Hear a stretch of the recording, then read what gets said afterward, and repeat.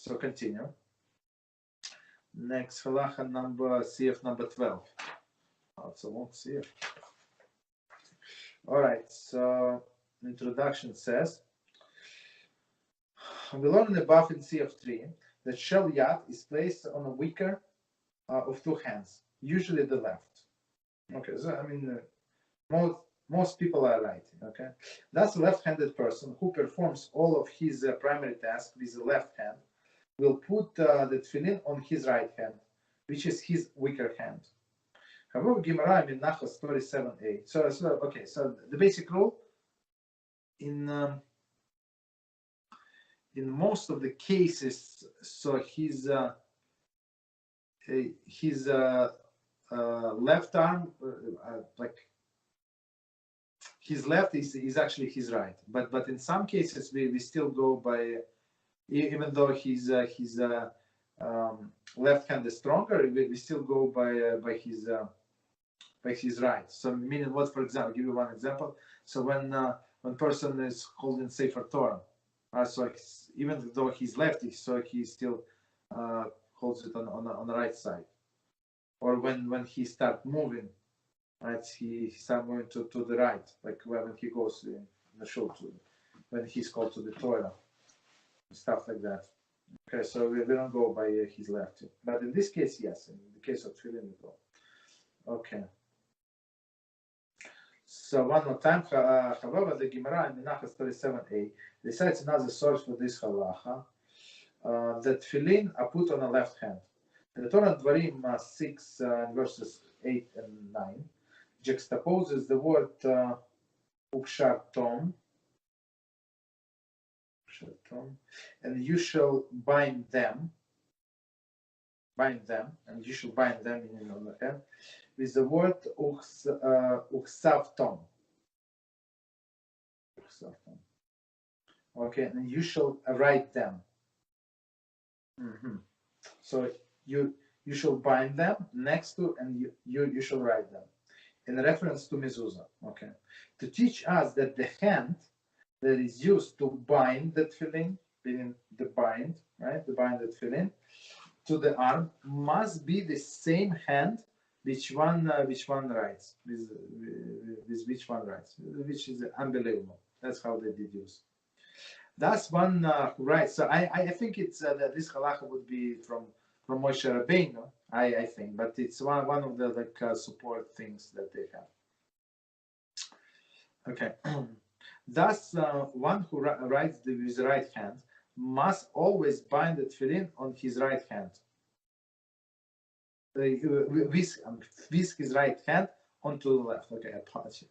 So with the right on the left, regardless of whether he uses his right hand first or for other tasks. Regardless whether he uses his right hand first for other tasks. So we care about here. They say, since it's in a piece where it says about writing, so we go by writing. Even for example, with me, some things for me it's easier to do with left hand. Some things it's easier for me with the right hand. But I can write only with my right hand. That's for sure. I cannot write with my left hand. Absolutely not. So that's why it's they give us very clear instructions. Baruch HaShem. Continue. As explained in this CF, the Kitzur holds that halacha follows the second source. Okay. Thus, the only criterion taken into account is the hand with which the person writes. So it doesn't matter, right? Okay. That's the most important part. The tefillin are put onto the opposite hand, which is straightforward.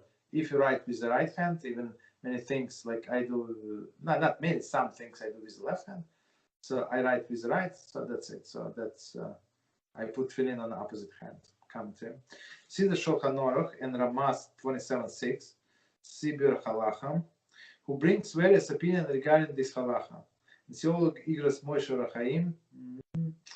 In case of doubt, a competent halachic authorities should be consulted. So I'm not sure what cases they're talking about, but okay. All right, so let's leave it as that. Let's stick to the general law. Okay, so general law is you put it in a different hand, not on the one that you write. Okay, a completely left-handed person, even if he was a born right-handed person and only become left-handed person later, interesting, by his having accustomed himself, nevertheless, he should put the shell yad onto the hand that is right hand on people in general. There is his right hand. Okay. Which is for the purpose of the halacha of Tefillin is referred as his left hand.